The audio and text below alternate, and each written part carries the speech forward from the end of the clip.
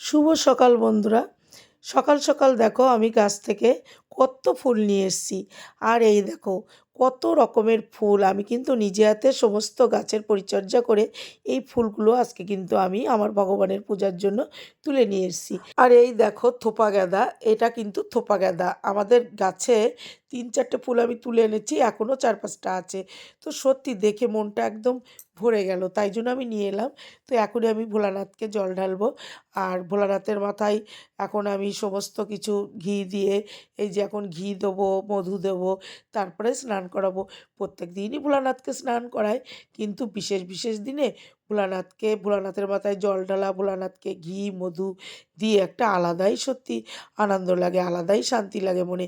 এই যে মধু দিয়ে দিলাম, এবার কিন্তু আমি ভোলানাথকে দুধ দিয়ে স্নান করিয়ে দেবো। আজকে কিন্তু শিব পূজা, তোমরা কিন্তু সবাই জানো।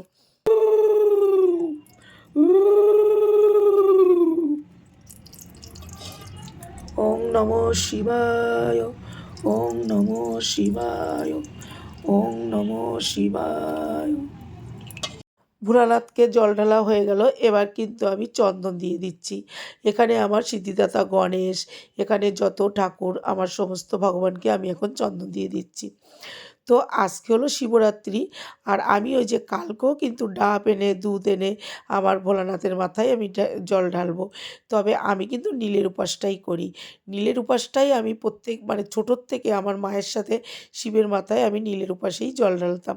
আর এই যে এখন এই যে শিবরাত্রি, এই যে ফাল্গুন মাস, এই শিব পূজাটা কিন্তু সচরাচর আমার খুব একটা করা হতো না। এতটা ব্যস্ততার মধ্যে আছি যে আমি কিন্তু ভিডিওটা পোস্ট করতে অনেকটা আমার দেরি হয়ে গেল। তোমরা কিন্তু অবশ্যই আমার ভিডিওগুলো দেখো, কারণ আমি একা মানুষ, অনেকটা ব্যস্ততার মধ্যে আছি। আস্তে আস্তে সময়টাকে আমি ঠিক করে নেব। দেখো অনেকে সময় না পেলে স্টোরি ফটো কত কী দেয়, আমি সেটুকুও সময় পাচ্ছি না। আমার পূজা দেওয়া হয়ে গেছে আজকে ভোলানাথের, আজকে শিবরাত্রি। যদিও আমি নীলের উপাসটাই মেন করি, তো আজকে আমি উপাস থেকেই সকালের দিকেই, সকাল বলতে এখন তাও 12টা-1টা, মানে 1টা বেজে গেছে পূজা দিতে দিতে আমার। তো এই দেখো আমার ভোলানাথকে সুন্দর করে সাজিয়েছি, আজকে দুধ দিয়েই স্নান করিয়েছি ভোলানাথকে। কালকে সোমবার, কালকে আমি ভোলানাথকে আবারও ডাবের জল দুধ দিয়ে মানে কালকে আবার স্নান করাবো।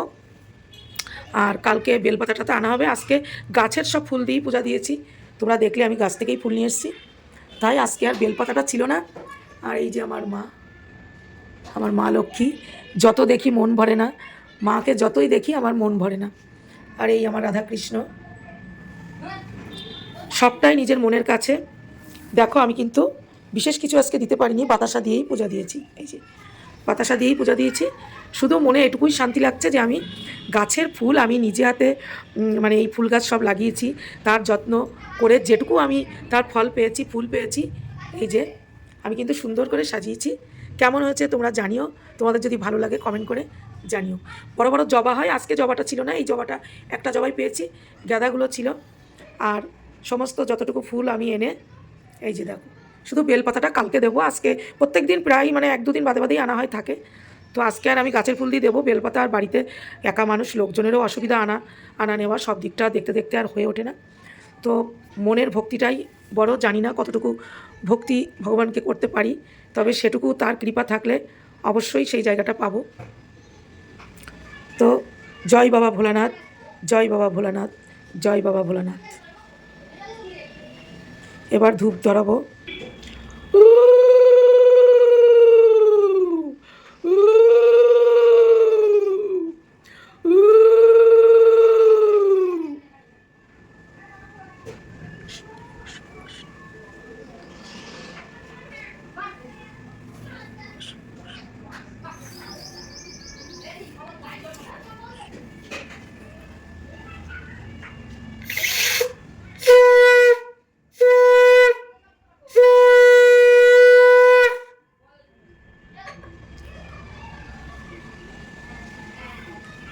জয় বাবা।